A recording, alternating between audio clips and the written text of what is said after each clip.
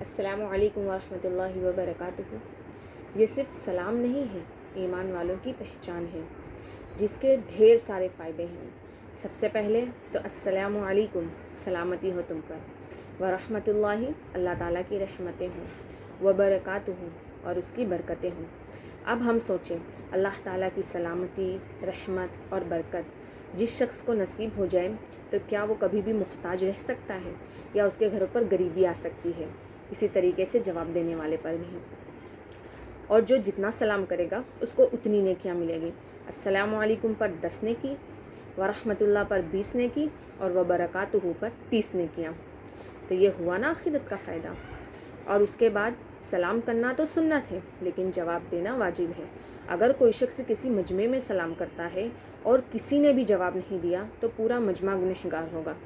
اگر پورے مجمع میں سے ایک شخص نے بھی جواب دے دیا تو وہ سب کی طرف سے ادا ہو جائے گا۔ یہ تو ہوا آخرت کا فائدہ۔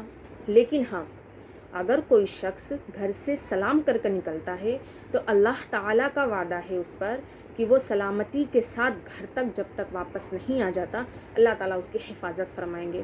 یہ ہوا دنیا کا فائدہ۔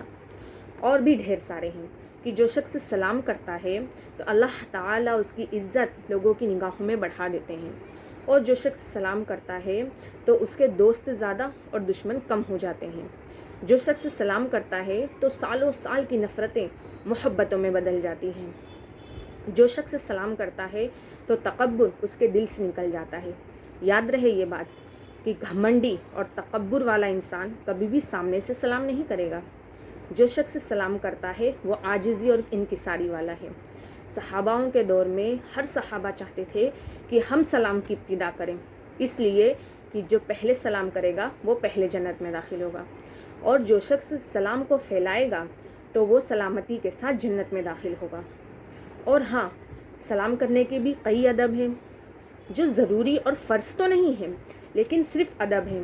جس طریقے سے چھوٹے بڑوں کو اپنے سلام کریں، بچے اپنے ماں باپ کو سلام کریں، طالب علم اپنے استاد کو سلام کریں، بیٹھا ہوا کھڑے ہوئے کو سلام کرے، جو گھر میں داخل ہو تو وہ گھر والوں کو سلام کرے، جو گھر سے باہر جائے تو وہ سلام کرے، جو پہلے فون اٹھائے وہ سلام کرے۔